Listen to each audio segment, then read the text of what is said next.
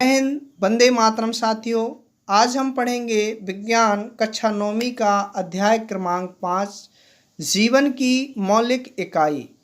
कोशिका के अंतर्गत चल रहे कोशिका के जितने भी अंग होते हैं उसके अंतर्गत हम आज पढ़ेंगे गोल्जी बॉडी या गोल्जी उपकरण के बारे में।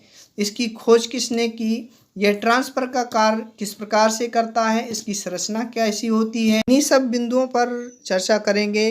पिछले पार्ट में हमने अंतःप्रदव्य जाल का यानी ईआर के बारे में विस्तृत अध्ययन किया था। यदि आपने वो वीडियो नहीं देखा है तो डिस्क्रिप्शन में लिंक दी गई है, आप वहाँ पर जा कर के देख सकते हैं।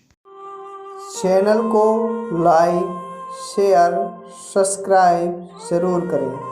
सबसे पहले बात करेंगे गोल्जी बॉडी के जो खोज करता है, इसकी खोज किसने की थी।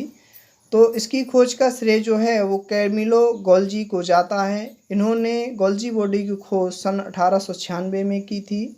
ये इटली के वैज्ञानिक थे और इन्होंने संयुक्त रूप से तंत्रिका तंत्र की संरचना पर कार्य किया, इसीलिए इन्हें सन 1996 में नोबेल पुरस्कार भी दिया गया।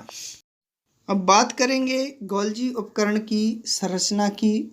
तो गोल्जी उपकरण झिल्ली युक्त पुट्टिका है जो एक दूसरे के ऊपर समांतर रूप से सजी रहती है, जिन्हें कुंडिका कहते हैं।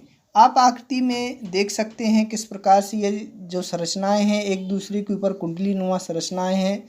देखने में ऐसा प्रतीत हो रहा होगा जैसे पिचका हुआ जो गुब्बारा है जो एक दूसरे के ऊपर समांतर रूप से रखे हुए हैं।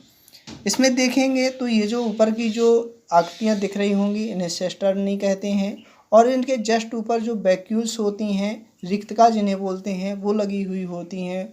और नीचे की तरफ जो चपटे कोष होते हैं उनमें क्या होते हैं, वेसिकल्स यानी आशय थैलियाँ होती हैं। हमने कोशिका के अंदर उपस्थित जितने भी कोशिकांग पढ़े होंगे उनका हर कोशिकांग का कोई ना कोई विशिष्ट कार्य ज़रूर होता है और पढ़ा है। जिस प्रकार से हमारा जो शरीर है, शरीर के जो भी अलग अलग अंग होते हैं तो वो क्या होते हैं, सबका अलग अलग कार्य होता है। सेम उसी प्रकार से हमारे सेल के अंदर जो कोशिकांग होते हैं उनका भी अलग अलग कार्य होता है। तो अगर बात करें गोल्जी उपकरण के कार्य की तो यह प्रमुख कार्य ट्रांसफ़र का करता है। जैसे कि ये जो एंडोप्लाज्मिक रेटिकुलम में जो संश्लेषित पदार्थ होता था, जो लिपिड्स होती थी, फैट होती थी, तो उसको क्या करता है, यहाँ पर गोल्जी बॉडी पैक करता है, फिर उसे कोशिका के अंदर तथा बाहर विभिन्न क्षेत्रों में भेज दिया जाता है। इसीलिए इसे ट्रैफिक कंट्रोलर ऑफ सेल कहते हैं। ट्रांसफ़र का कार्य कैसे करता है, इस बात को आप ऐसे समझेंगे कि हमारी बॉडी जो है वो सेल्स से मिलकर बनी हुई होती है। प्रत्येक सेल्स में क्या होता है, माइटोकॉन्ड्रिया होता है, सभी कोशिकांग होते हैं। माइटोकॉन्ड्रिया को क्या कहा जाता है, powerhouse of the cell कहा जाता है। मतलब वो एनर्जी बनाएगी, तो उस एनर्जी को जो शरीर के विभिन्न भागों में एक स्थान से दूसरे स्थान पर ले जाने का जो कार्य कौन करेगा, गोल्जी बॉडी या गोल्जी उपकरण करता है। इसीलिए इसे क्या कहा जाता है कि यह मुख्य रूप से ट्रांसफ़र का कार्य करता है।